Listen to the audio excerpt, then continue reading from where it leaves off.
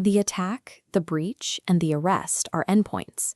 The operational window that matters is the accumulation of knowledge, access, and cover that positions a threat to act. Whether observing a state intelligence service, an escalating cartel, or a decentralized terror cell, the threat surface is compromised weeks, months, or even years before anyone sees a kinetic event.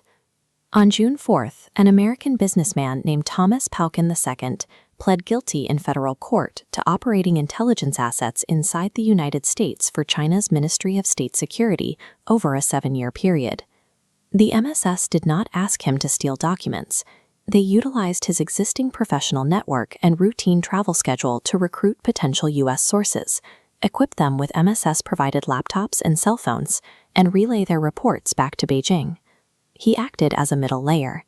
The MSS managed Pauken through 4 independent handler chains, each completely unaware of the others.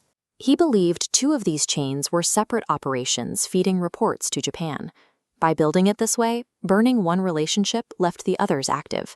State actors build collection capacity by recruiting embedded, uncleared civilians who never required a security clearance, avoiding standard insider threat indicators entirely. Later this month, FIFA brings the World Cup to Guadalajara.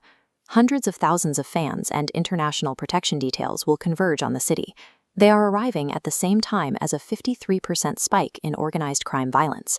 This escalation was directly triggered after Mexican special forces killed a cartel leader, resulting in months of retaliation. This regional map visualizes the immediate proximity risk. Less than 2 miles from the city's international airport, where most fans will arrive, searchers recently excavated a clandestine mass grave containing 60 bags of human remains. A targeted government strike made the ambient threat environment materially worse, pushing FIFA into emergency meetings where relocation to the US or Canada is openly considered. On June 5th, the FBI executed simultaneous arrests in Kansas City, San Diego, and Sacramento. 3 Americans were charged with conspiring to finance overseas ISIS operations, specifically purchasing drones and rocket-propelled grenades to target U.S. Special Forces. This data flow map tracks their methodology over 16 months. The cell organized entirely on Discord and transferred over $2,000 in cryptocurrency to an operative abroad. They built and financed an entire support cell without ever leaving the country or meeting in person.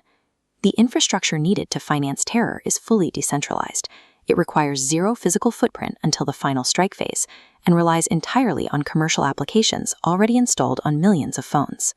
In Ukraine, air defenses successfully intercepted 92% of incoming drones during a 729-weapon Russian aerial assault, but failed to stop any of the 8 Zircon hypersonic missiles fired.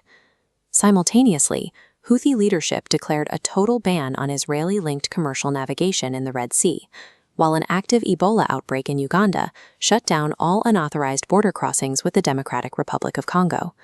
Security operations are forced to navigate concurrent compounding crises, managing everything from regional warfare and hypersonic strike failures to critical maritime supply chain bottlenecks. Uncleared business travelers, gaming chat servers, and standard counter-narcotics operations act as the primary vectors for severe security breaches. The kinetic event is an endpoint.